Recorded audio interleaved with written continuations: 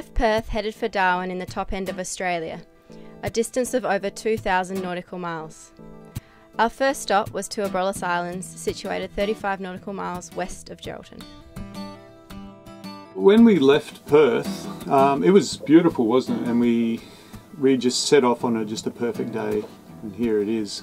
We knew that there was a low pressure system further north, and we ran into it pretty quick.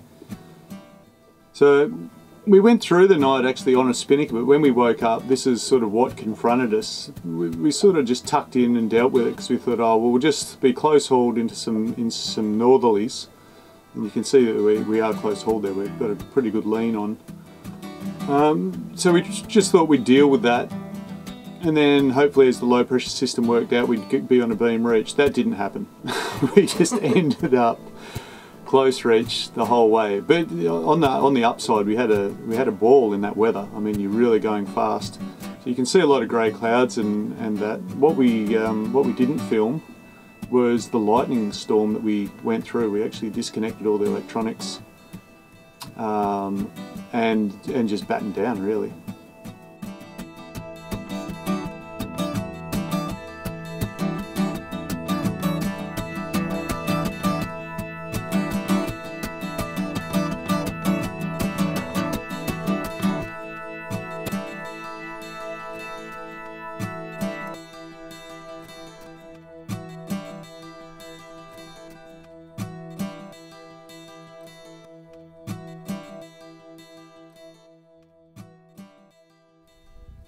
But all that hard sailing was worth it for the welcome committee on the other side.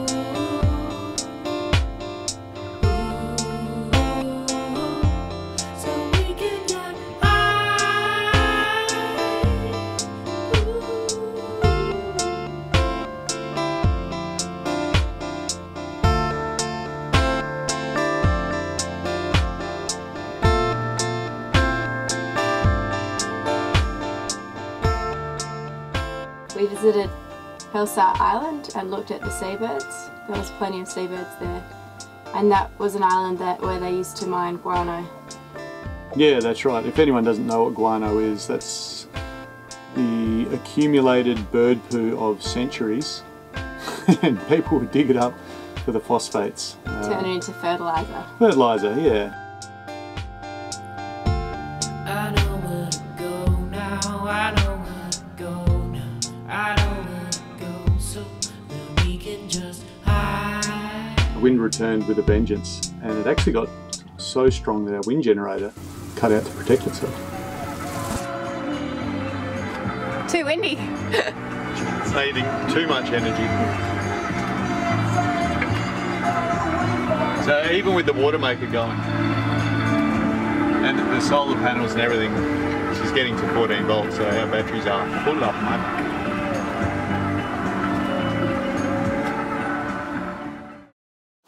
So we said goodbye to the Pelsart group of islands and we were off to the Easter group of islands. Yeah, and it was beautiful conditions again, and we threw out a fishing rod, didn't we? We sure did. Well, threw out a lure.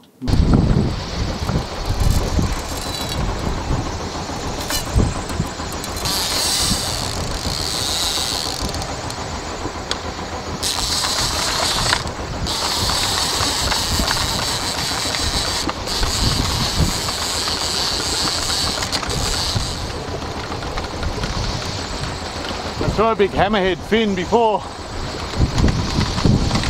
I hope it's not got the lure in its mouth. Here's your answer. Oh, chomp tuna. Look at that.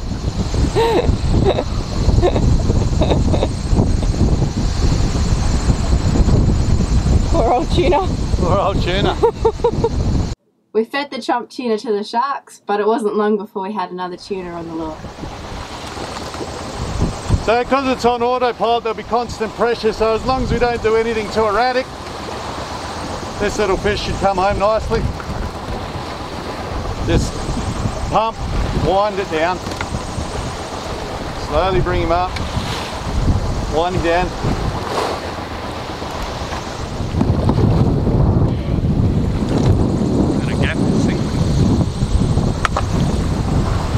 So I'll get the leader to the rod tip.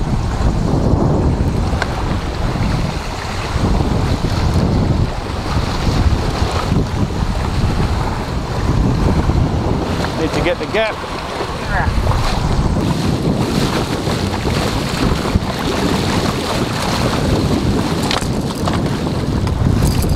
Front of the fin there.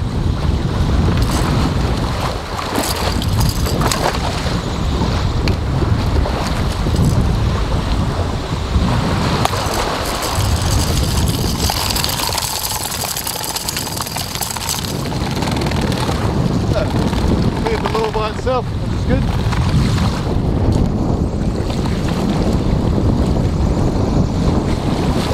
So there we go, the Laser Pro 160 has done it for about the 100th time. This colour and this one, the LP 160 Shallow Diver, I've used this from Cairns and now we're here in the Abrolhos and it's still feeding me. I love this lure. We've caught our fish, so that's it. Time to put it all away. This was a little yellowfin. We waited till we got in where it was a bit calmer because you can see we were just ripping along. And then we processed the fish. You can see I had to do it in the cockpit. That's just one of the drawbacks of a small boat, but we managed it. We've got a procedure and it was well worth it for fresh sashimi.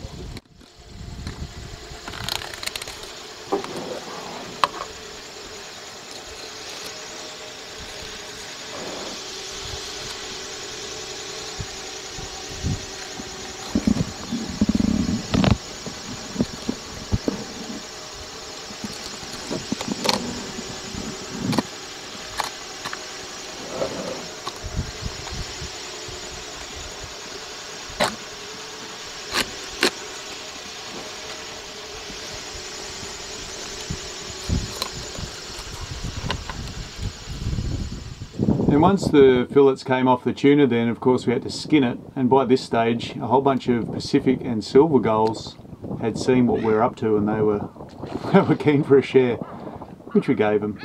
But they did have to look out for the neighbourhood sharks. Oh, a shark came to get it, look. Look. That's what scared them off. They came pretty close, I think that.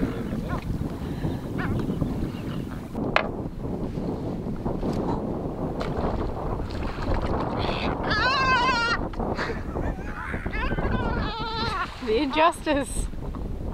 Got it. Oh, on the wing.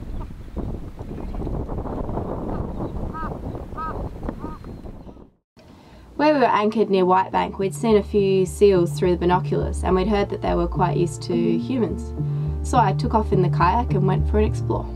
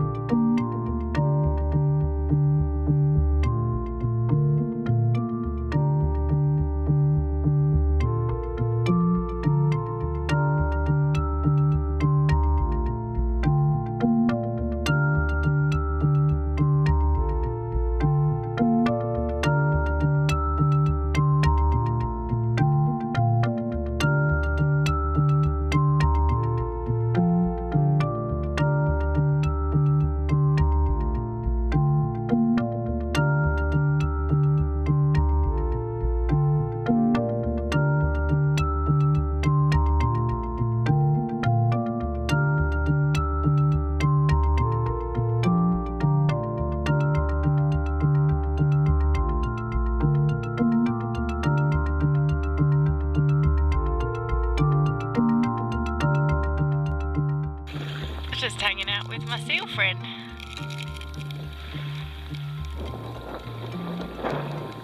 She's pretty lazy. We've just had a swim together. She's been rolling around in the sand and letting me take pictures of her, which is pretty cool. So cute.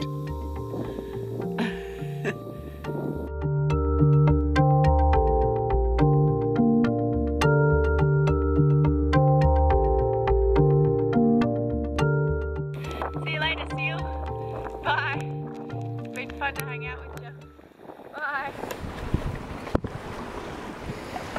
Well, when the sashimi came to an end, it was time to take the spear gun and go get us some reef fish.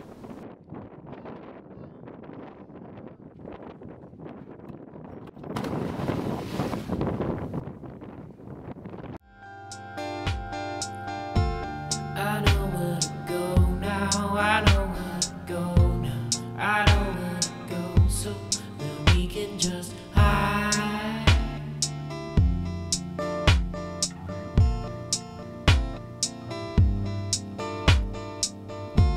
We'll put on a blindfold, I'll spin around, won't know where to go, we'll be up in the sky.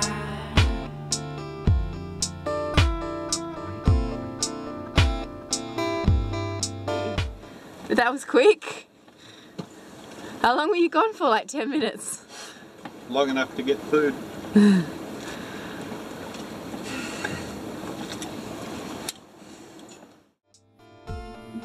When we moved to the Wallaby group, that's when we saw the best example of all the fishermen's shacks on the islands. And then we went and we did a little bit of fishing. It was nothing serious, we were just having a look to see what was around.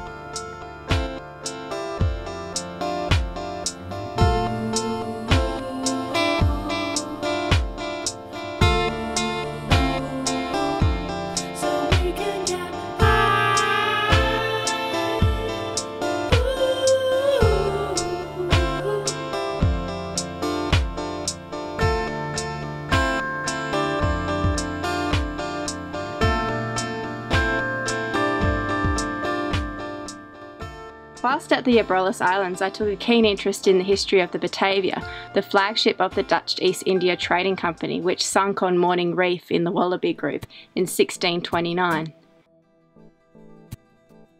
Commander Pelsart and the skipper Jacobs and some of the survivors left in the ship's longboat for Batavia, or what is now known as present-day Jakarta, to organise a rescue party. Their departure left the Under-Commander Geronimus Cornelitz in charge, who sent away the soldiers on the pretext of finding food and water, then gathered his fellow mutineers and murdered anyone unwilling to join them or who didn't suit his plans. This is a fire pit that the soldiers of the Batavia used to signal the remaining survivors of the Batavia that they'd found food and water on this island. What they did is they built a big fire in there and then they blanket the fire with wet leaves to create massive smoke signals. And in front of me there's East Wallaby Island, which is where they initially went to find food and water, but they only found wallabies there. They didn't find any water. They had to come to this island to find water. They were unaware that there was a mutiny going on the other islands. When the soldiers' signal fires were unanswered, they may have been confused. But this confusion was dispelled when escapees from the massacre started arriving on the island. The survivors also had news of the mutiny's plan to attack the island. Under the leadership of Webby Hayes, the soldiers constructed this fort with a view of the beach. When the mutineers arrived, they had to wade ashore, and the soldiers only had improvised weapons, so they threw rocks into the water, aiming to wet the invaders' gunpowder. The soldiers won the battle, taking Geronimus Cornelitz captive. The soldiers also built a second fort at the freshwater well. We suspected that it may have been to guard this precious source of water. The mutineers attacked the soldiers a second time in order to try to take back Cornelitz. During this battle, both the mutineers and the soldiers spotted a rescue ship on the horizon and a race ensued. Webby Hayes rushed to a raft that they constructed out of driftwood from the remains of the Batavia and managed to warn Pelsart that the mutineers were coming to seize the rescue ship. The mutineers were arrested by Pelsart and were hung on the island for their crimes. 2 of the minor mutineers were left marooned on the mainland of Australia to fend for themselves. This chapter in Australian history cost the lives of more than 100 men, women and children.